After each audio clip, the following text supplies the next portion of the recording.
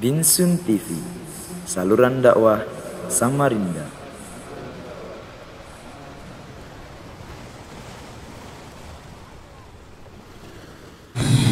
Assalamualaikum warahmatullahi wabarakatuh.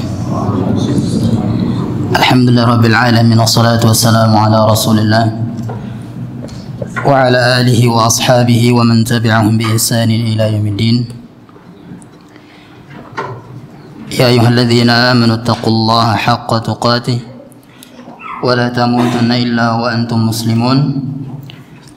يا أيها الناس اتقوا ربكم الذي خلقكم من نفس واحدة وخلق منها زوجها وبث منهما رجالا كثيرا ونساء واتقوا الله الذي تساءلون به والأرحام إن الله كان عليكم رقيبا. يا أيها الذين آمنوا اتقوا الله وقولوا قولا سديدا يصلح لكم أعمالكم ويغفر لكم ذنوبكم ومن يطع الله ورسوله فقد فاز فوزا عظيما. أما بعد، فإن أحسن الكلام كلام الله وخير الهدى هدى محمد صلى الله عليه وسلم وشر الأمور محدثاتها فإن كل محدثة بدعة. Para hadirin hadirat yang semoga dirahmati Allah Subhanahu wa taala. Alhamdulillah, pada malam hari ini kembali Allah Subhanahu wa taala mudahkan kita semua dan kembali memberikan kita semua taufik dan hidayahnya dalam rangka menghadiri majlis ilmu agama. Inilah di antara kewajiban kita semua yang disebutkan oleh Syekh Muhammad Abdul Wahab rahimahullah ta'ala, bahwasanya ada 4 kewajiban yang wajib untuk kaum muslimin dan muslimah. Yang pertama adalah al-ilm. Di antara ilmu yang dimaksud adalah ma'rifatu dinil Islam bil adillah, mengetahui ajaran Islam dengan dalilnya. Ini kewajiban kita semua, baik muslim dan muslimahnya. Kemudian banyak sekali keutamaan yang dijelaskan oleh Nabi sallallahu alaihi wasallam yang akan didapatkan bagi para penuntut ilmu agama yang menghadiri majelis ilmu. Di antaranya adalah hadirnya seseorang menghadiri majelis ilmu di masjid, maka dia akan mendapatkan pahala haji yang sempurna. Jadi inilah berita gembira bagi kita semua yang belum dimampukan oleh Allah Subhanahu wa taala untuk pergi haji, namun kita bisa meraih pahala mereka dengan mudah, yaitu dengan menghadiri majelis ilmu agama. Nabi sallallahu alaihi wasallam bersabda, "Man ghada ila al-masjid la yuridu illa an yata'allama khaira aw yu'allimah kana lahu ka ajri hajjin taman hajjatuhu." Siapa saja yang pergi ke masjid dan tidak ada keinginan lainnya kecuali untuk mempelajari kebaikan, mempelajari ajaran agama, pelajaran agama, aw yu'allimahu, atau dia mengajarkannya. Niatnya datang ke masjid adalah untuk mengajarkannya atau mempelajarinya, maka dia akan mendapatkan pahala seperti pahala haji. Masya Allah. Maka jangan kita sia-siakan waktu. Kalau ada kita punya waktu, dan pasti kita punya waktu untuk menghadiri majelis ilmu agama. Para hadirin hadirat yang semoga dirahmati Allah Subhanahu wa taala. Kembali kita lanjutkan pembahasan kita masih berkaitan dengan salat, dan sepertinya ini malam yang terakhir untuk pembahasan tentang salat wajib atau tata cara salat secara rinci, bagaimana tata cara salat Nabi sallallahu alaihi wasallam. Dan setelahnya insyaallah kita akan membahas tentang salat atau sujud sahwi, kemudian salat sunnah. Pembahasan selanjutnya adalah Apa saja yang dimakruhkan dalam solat? Apa saja yang dimakruhkan dalam solat? Siapa saja yang melakukan perkara yang makruh dalam solatnya, maka tentu solatnya atau pahalanya akan dikurangi. Pahalanya akan berkurang. Dan ada sebuah kaidah, jika perkara makruh ini dilakukan karena ada kebutuhan, maka yang tadinya makruh berubah menjadi mubah. Yang tadinya makruh berubah menjadi mubah. Seperti hukumnya, seperti misalnya apa? Misalnya orang yang menutup mulutnya. Seperti sekarang pakai masker misalnya, ketika sholat itu kalau nggak ada kebutuhan makruh hukumnya. Kalau nggak ada kebutuhan makruh hukumnya. Karena ada kebutuhan maka menjadi mubah. Nah. Yang pertama di sini, yang dimakruhkan adalah al-abathu fi shalah. Berbuat sia-sia dalam salat. Di antara bentuk kesia-siaan yang dilakukan dalam salat adalah faraqatul asabi'i fi salat.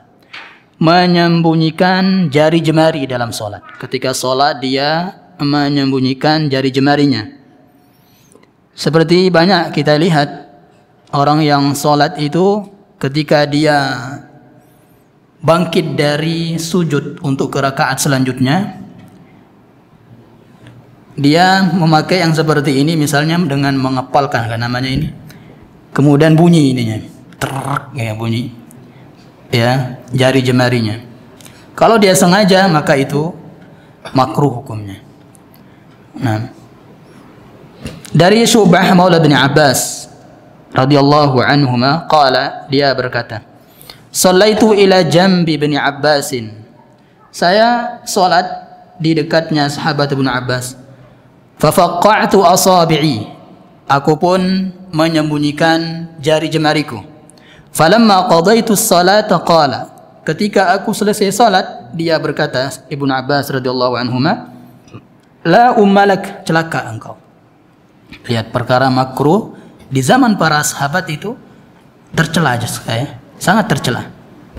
Nah, apun di zaman sekarang ini kan makruh nggak apa-apa. Ya kalau di zaman sekarang.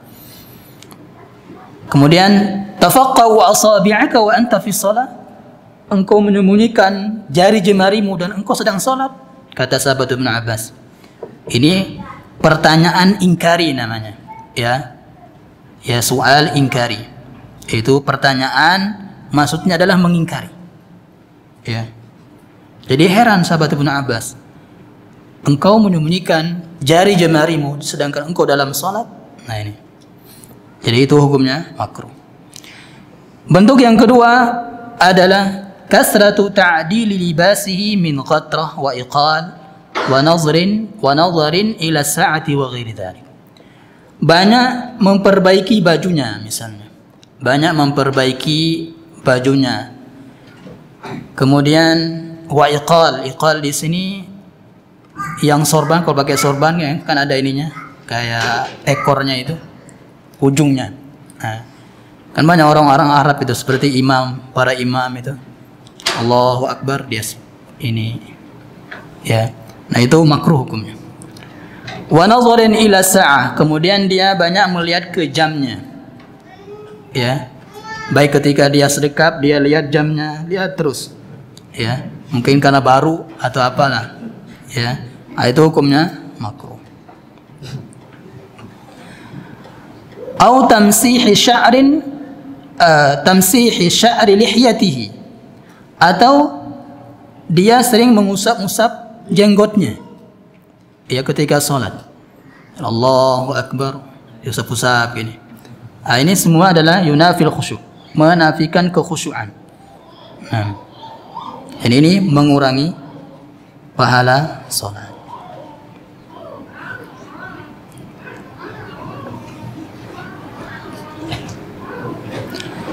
Dalilnya atas larangan ini adalah dari sahabat Ali bin Abdurrahman al-Muawi.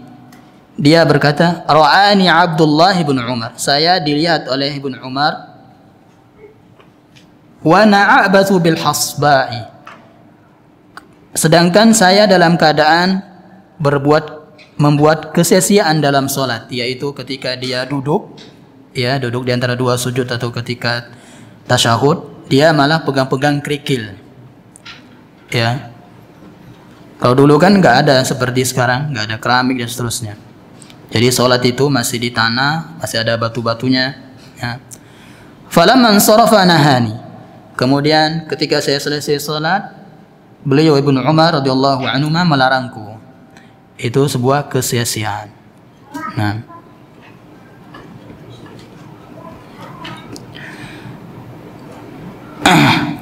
orang yang melakukan kesia-siaan ini jemaah adalah ciri bahwasanya hatinya tidak khusyuk ketika sholat. Hatinya tidak khusyuk ketika sholat. Ada sebuah riwayat bahwasanya Rasulullah SAW ra'a rajulan ya'basu fi sholat. Melihat seorang laki-laki, seseorang yang sholat dan melakukan kesia-siaan, sering bergerak-gerak. Ya. Apa kata Nabi? Lau khasha'a qalbu hadza la khasha'at jawarihuhu. Seandainya hati seorang ini, hati yang sholat ini khusyuk, tenang, maka sungguh jawarihnya pun akan tenang, yaitu anggota badannya akan tenang ketika sholat. Nah, itu yang pertama. Yang kedua yang dimakruhkan adalah al-iltifatu fi sholat. Ini sudah kita jelaskan di pertemuan kemarin. Menoleh ketika sholat. Menoleh itu ada berapa macam kemarin? 3. Ya. Yang pertama ada yang dimakruhkan, yang kedua ada yang diharamkan, ada yang boleh. Ya. Nah, termasuk yang dimakruhkan adalah tadi menoleh dengan mukanya seperti ini, ya. Badannya masih menghadap kiblat. Kemudian menoleh dengan matanya. Matanya menoleh kiri kanan misalnya, maka ini dilarang atau hukumnya makruh. Itu termasuk ikhtilasun yakhtalisuhu syaitan min salati ahadikum. Itu termasuk sebuah curian, ya, kesempatan yang dicuri oleh syaitan. Kesempatan yang dicuri oleh syaitan ketika seorang itu menoleh dengan matanya ketika sholat. Nah, yang ketiga adalah istiqbalu ma yashghalul musalli 'anis shalah. Menghadap ke sesuatu yang menyibukkan kita dari sholat, ya, menyibukkan hati kita, menyibukkan orang yang sholat. Hatinya tersibukkan dengan sesuatu yang dia menghadap kepadanya. Ya. Contohnya apa sekarang, di zaman sekarang? Di depan kita misalnya ketika jadi imam atau ketika kita jadi makmum, pas di depan kita itu ada as-sa'atil elektroniknya, ya, jam elektronik. Ya, adanya jam-jam elektronik depan kita. Nah, itu pasti ya, Mas. Ada rasa penasaran ingin melihatnya. Ya. Tulisan sekecil apapun kalau ada di hadapan kita itu, syaitan itu pasti, ya, akan membisikkan kita, lihatlah. Ya. Makanya orang yang pakai sarung misalnya, pakai sarung kan di belakangnya biasanya itu mereknya kan. Ada yang gajah duduk sampai dibacanya. Ya. Apapun tulisan di situ akan terbaca. Ya. Nah. Wa zukhrufatil maharib, atau hiasan-hiasan yang ada di mihrab. Mihrab itu ini tempat sholat, apa tempatnya imam itu mihrab namanya. Ya. Nah, itu banyak hiasan-hiasan seperti apa misalnya? Seperti kaligrafi. Nah. Atau as-sajajid allati biha suwarun wa nuqush, atau sejadah-sejadah, karpet-karpet sholat di masjid yang ada gambar-gambarnya seperti gambar masjid. Ya, jangan sekali-kali beli gambar Ka'bah, jangan. Ya. Jadi seperti kita menghinakan Ka'bah, diinjak-injak. Ya. Kemudian gambar nukush, ya, hiasan-hiasan. Jadi cari kalau sajadah itu cari yang mulus. Ya, cari yang polos. Nah, cari yang polos, enggak ada gambarnya, enggak ada hiasannya. Sajadah. Orang sholat pakai sajadah itu sah sholatnya, boleh pakai sajadah. Nabi SAW dahulu pernah sholat pakai tikar, ya, menggunakan tikar.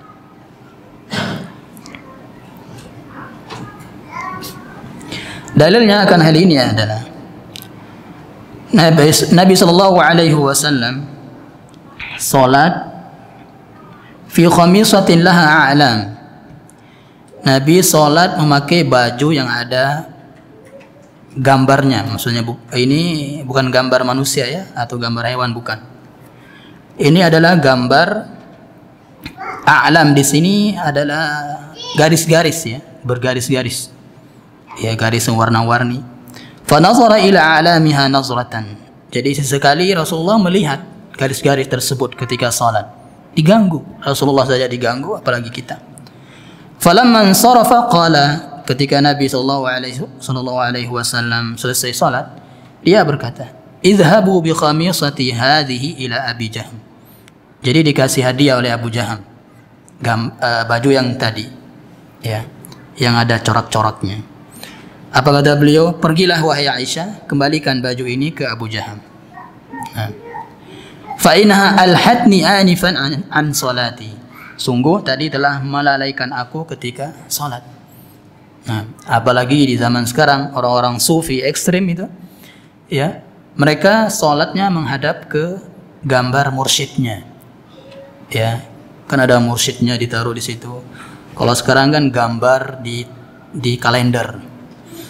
Itu kan banyak di masjid atau partai-partai ya, gambar ini partai. Makanya kalau dikasih baju partai jangan mau ya, apalagi dipakai untuk sholat. Yang ada gambar manusianya, yang nggak ada gambar juga nggak mau, itu kan sogo ya. Sehingga makruh hukumnya kalau kita pakai baju yang bergambar ya, baju yang bergambar hukumnya makruh.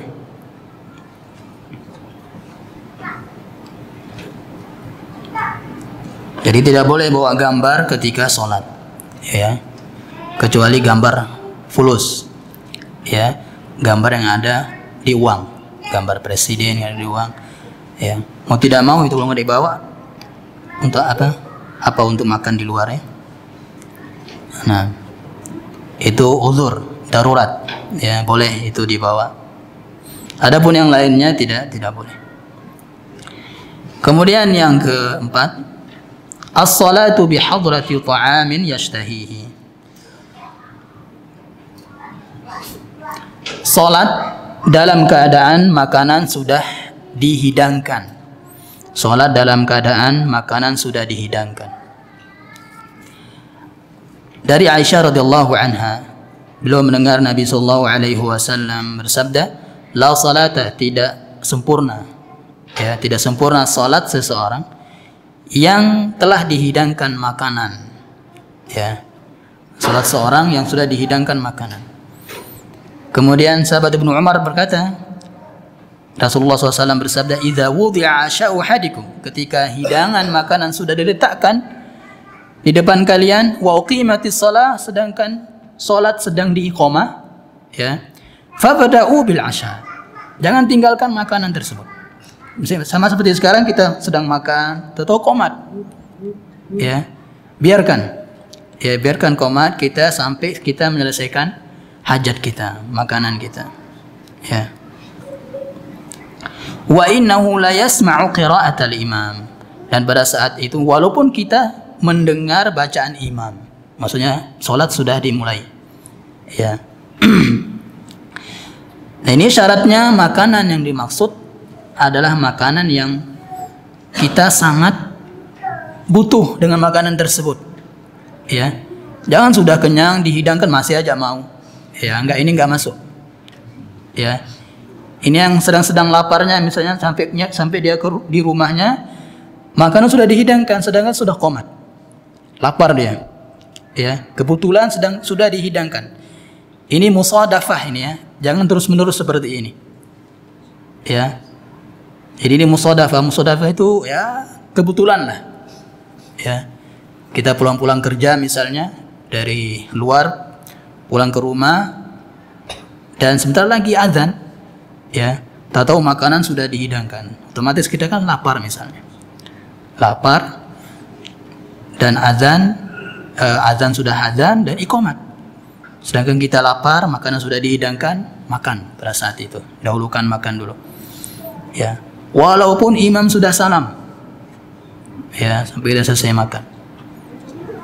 Nah, dahulukan makan terlebih dahulu. Namun ingat, kata para ulama, ini tidak boleh dijadikan kebiasaan.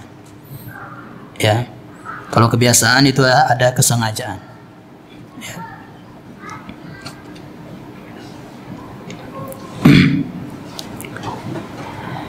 Dan ini juga yang perlu diperhatikan untuk yang berbuka puasa, ya, yang berbuka puasa. Jadi takjil, buka puasa itu takjil dulu, ya, takjil. Yang penting jangan terlambat maghrib, ya. Takjil itu kurma dan air putih aja cukup. Takjil itu, jangan takjil seperti kalau takjilnya orang Arab itu sedikit dia. Takjilnya orang Arab, kurma dan air zam-zam, air putih, air zam-zam, ya. Sedangkan orang-orang Arab itu besar-besar, ya, takjilnya sedikit. Orang Indonesia kecil-kecil, takjilnya banyak, ya. Nah, takjilnya 1 bungkus nasi.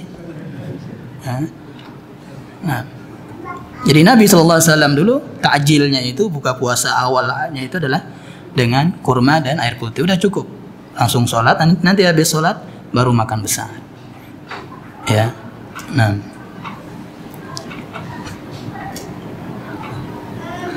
nanti ada yang berdalilkan itu si kita sangat butuh dan lapar sekali katanya, ya, karena belum biasa kurma, ya, belum biasa kurma dengan air putih.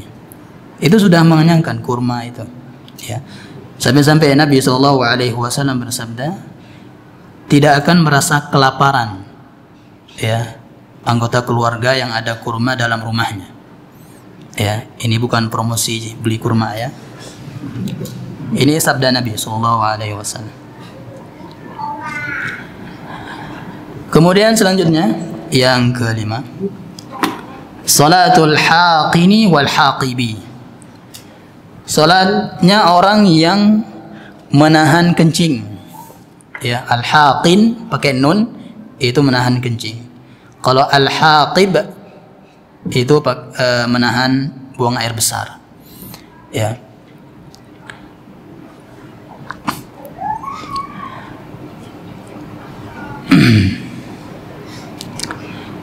Dalil yang sama di atas lanjutannya tadi adalah la salata, tidak ada atau tidak sempurna salat seorang, wala huwa yudafi'uhul akhbathan, sedangkan dia dalam keadaan menahan 2 akhbathan, 2 hadas, ya, yaitu air kencing, menahan kencing dan menahan buang air besar.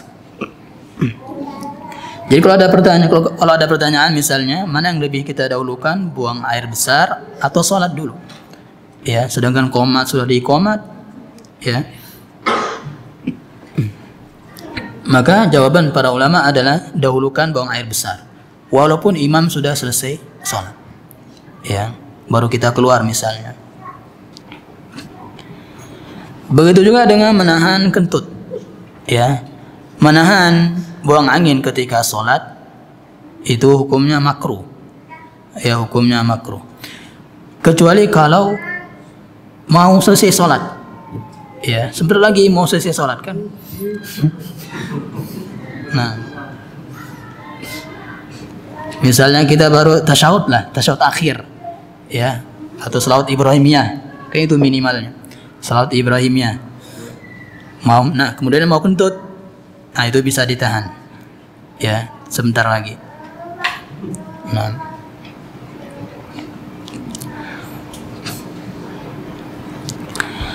kemudian yang keenam, qiraatul Quran fi ruku' was sujud, membaca Al-Quran ketika ruku dan sujud. Nah, ini makruh hukumnya, kecuali doa, ya, yang kita ambil dari Al-Quran. Rabbana atina fid dunya hasanah wa fil akhirati wa qina adzabannar, dan banyak lagi doa. Rabbi habli minas salihin. Terus wajnubni wa bani an a'budal asnam, rabbi ja'alni muqimas shalah wa min dzurriyyati. Nah, banyak doa dalam Al-Quran. Nah, itu nggak boleh. Boleh itu kalau dibaca ketika ruku atau sujud. Ya, boleh dibaca doa walaupun diambil dari Al-Quran. Kan sudah kita jelaskan ruku boleh berdoa setelah Subhana Rabbiyal Azim. Ya, karena Nabi SAW berdoa pada saat itu. Kemudian yang selanjutnya,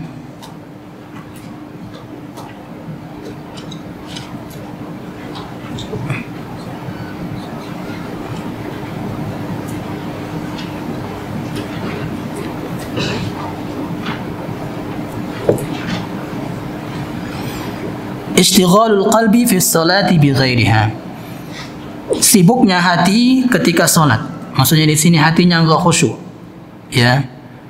Hatinya tidak khusyuk. Ini makruh hukumnya. Ya.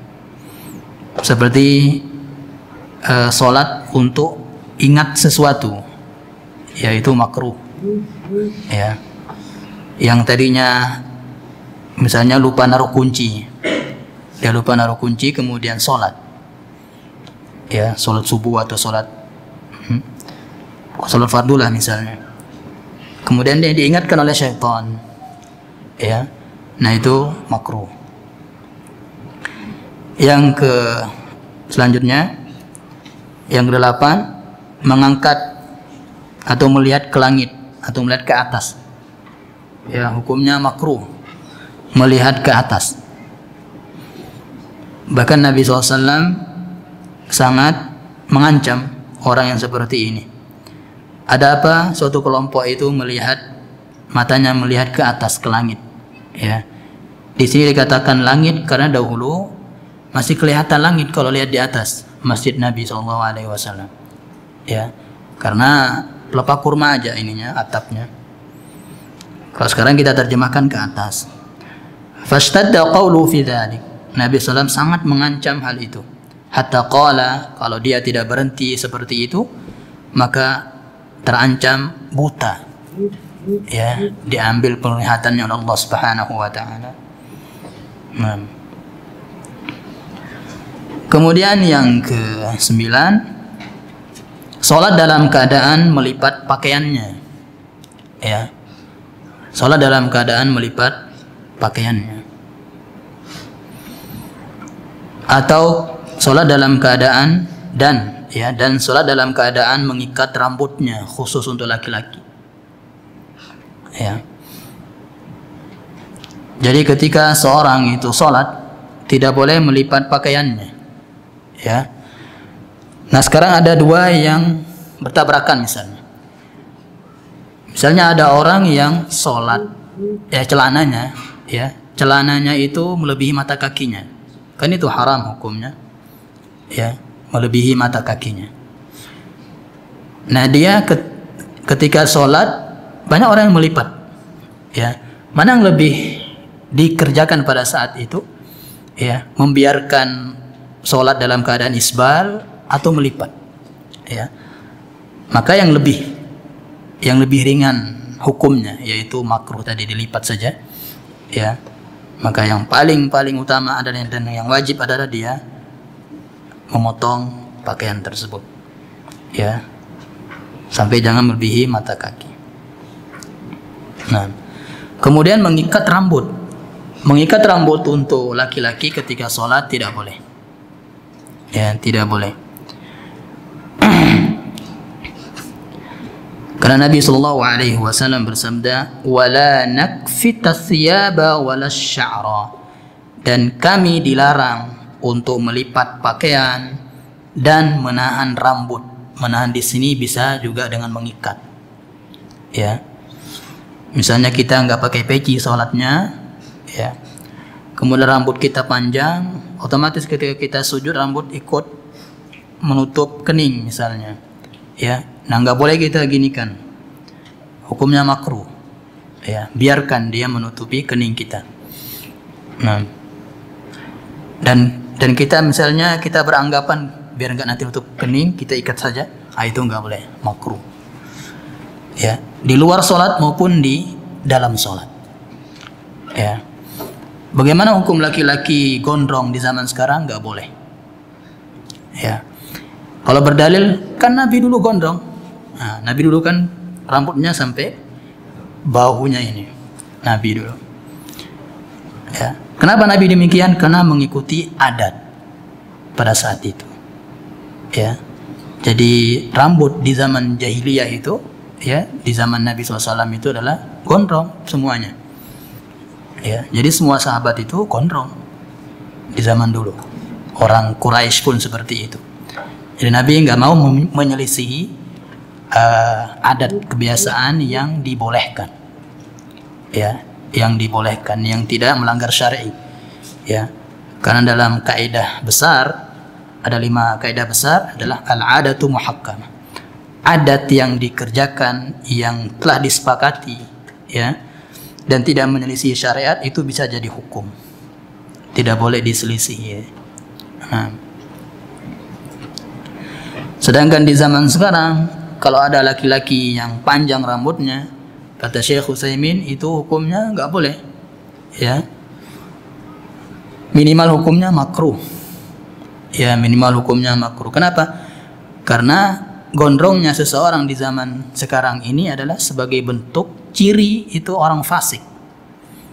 Ya, ciri orang-orang fasik di zaman sekarang itu gondrong-gondrong. Kan orang jahat-jahat itu kan gondrong kebanyakan. Ya. Ciri orang-orang fasik, orang-orang yang munafik, fasik, banyak berdosa di zaman sekarang adalah gondrong. Sehingga kalau kita gondrong, ya, dengan beralasan seperti Nabi, maka pakailah alasan kenapa Nabi gondrong, karena mengikuti ada kebiasaan. Nah, jadi Nabi nggak gondrong pada saat itu karena termasuk syuhrah, ya, syuhrah.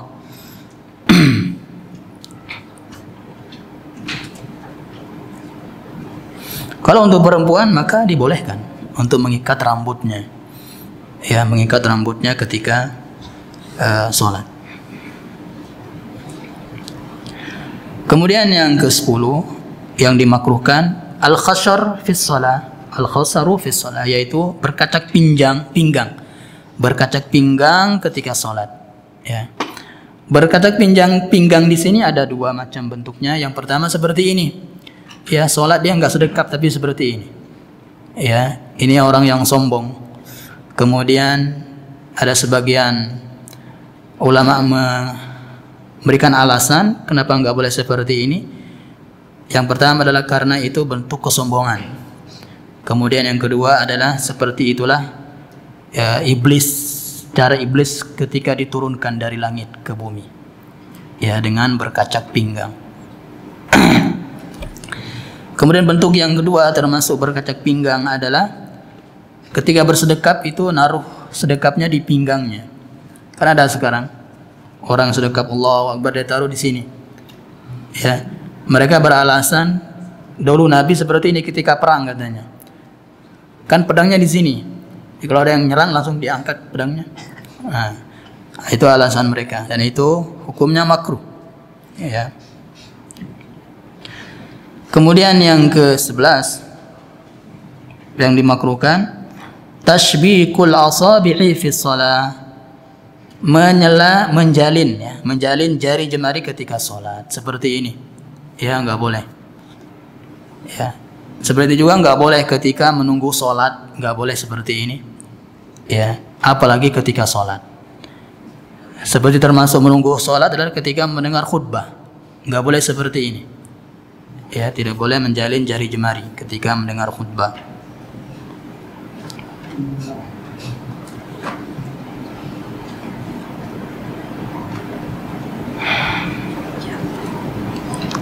Nah, itu diantara yang dimakruhkan ketika sholat. Kemudian sekarang adalah perkara-perkara yang dibolehkan ketika sholat. Kalau dilakukan maka itu boleh. Yang pertama adalah bergerak sedikit, ya, bergerak dengan gerakan yang sedikit ketika sholat, yang ada hajahnya, ada kebutuhan, seperti bergaruk, ya, menggaruk-garuk katal, kemudian seperti menutupi soft, Ada orang kentut di sop depan misalnya, kemudian yang di belakang maju. Nah, itu boleh, ya. Nah, hukumnya boleh. Dan orang yang menutup saf jamaah ketika dalam keadaan seperti itu, Nabi SAW mengatakan akan disediakan rumah di surga, ya, istana di surga. Maka kalau di pondok-pondok itu mereka rebutan untuk menutupnya. Ya, kalau di tempat umum itu dibiarkan aja, ya, dibiarkan aja sampai salam. Nah, tapi kalau kita karena sudah tahu hukumnya, jemaah rebutan kita, ya. Yang kedua, menjawab salam dengan isyarat, ya. Ketika dalam sholat kita menjawab salam dengan isyarat. Bagaimana caranya? Basata kaffah, membentangkan kafahnya, telapak tangannya, ya, seperti ini. Cara kita, misalnya ada orang kurir misalnya, assalamualaikum, nah gini, ya. Di masjid juga ada orang masuk, salam, ya. Kemudian kita sedang sholat, maka kita seperti ini jawabnya, ya. Nah, itu boleh.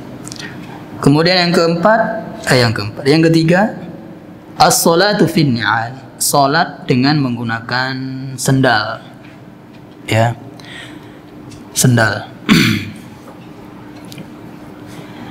Ini kalian nggak ada karpetnya, ya, nggak ada karpetnya. Dan jangan sampai sholat di atas sendal ini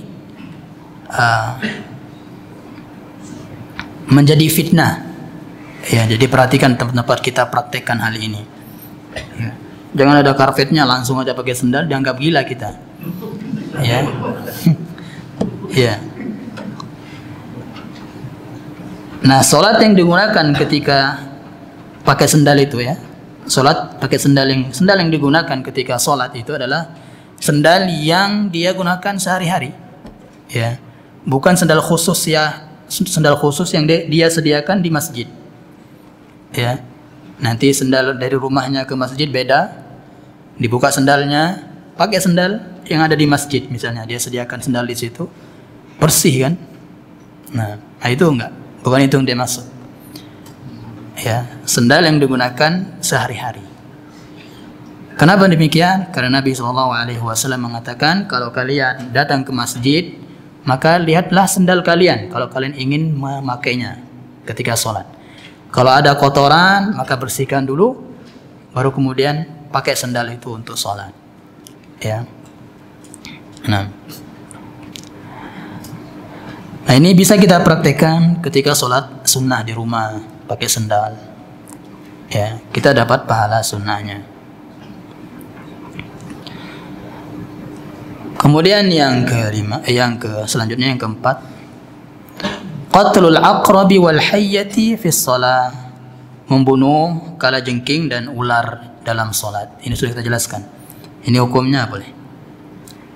Yang terakhir adalah membaca zikir yang masyru', yang disyariatkan, karena ada suatu sebab yang datang di luar salat, ya.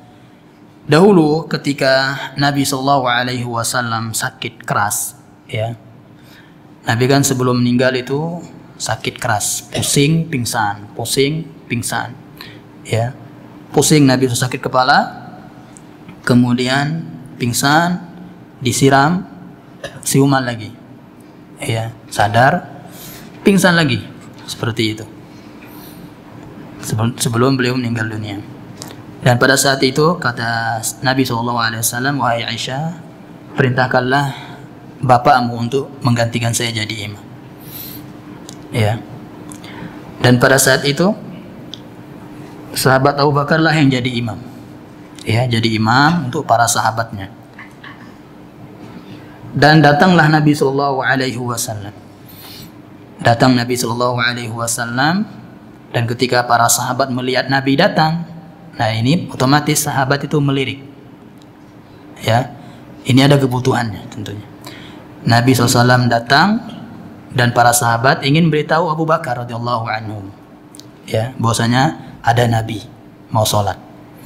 Ya, bagaimana cara para sahabat pada saat itu? Mereka bertepuk tangan, ya, tepuk tangan memberitahu sahabat, ya, sampai-sampai satu dulu sahabat Abu Bakar belum engah, ya, belum sadar apa yang dimaksud sahabat tadi. Sampai kebanyakan para sahabat bertepuk tangan baru sadar, ya, ternyata ada Nabi SAW yang mau masuk sholat, ya. Dan otomatis sahabat Abu Bakar pada saat itu malu, ya, kalau makmumnya itu Nabi SAW. Makanya dalam sejarah Nabi tidak pernah jadi makmum, ya, Nabi tidak pernah jadi makmum. Pada saat itu yang jadi imam adalah Nabi SAW, dan sahabat Abu Bakar itu menjadi makmum, ya, digantikan, ya. Kemudian sahabat Abu Bakar itu jadi imam untuk para sahabat yang lain. Nah itu.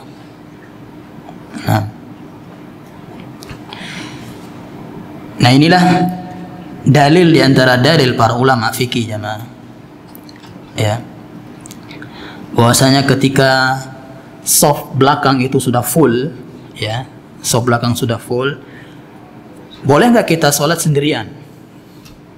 Ya, soft belakang sudah full, nggak ada lagi yang kosong. Ada dua pendapat. Yang pertama, boleh dia sendirian karena ada uzurnya, sudah full, ya, walaupun dia sendirian. Karena ada dalilnya, jemaah. Dalil tidak sah sholat seseorang yang di belakang soft sendirian, ya, nggak sah sholatnya. Nah, makanya para ulama yang satunya boleh karena ada uzur tadi, ya, mau tidak mau gimana sholatnya. Kemudian yang kedua, boleh dia sholat di samping imam, ya, jadi seperti imamnya dua, Nah, jadi boleh karena nggak ada tempat di soft belakang sudah full misalnya, dia nggak mau sendirian di belakang soft, maka dia pergi ke imam, ya, sholat di samping imam, samping kanan imam. Nah itu boleh, ya. Dan ini yang dipraktekkan dulu di dosen kami, ya, di STDI itu. Kita juga terkejut dulu, kan nggak tahu hukumnya. Ini ada apa ini, ya. Nah, ternyata dalilnya ini tadi, ya.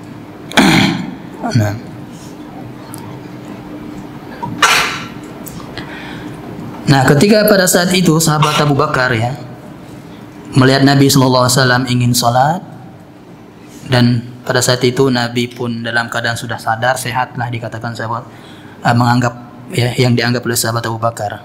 Alhamdulillah, kata sahabat Abu Bakar dalam sholatnya itu, ya, alhamdulillah.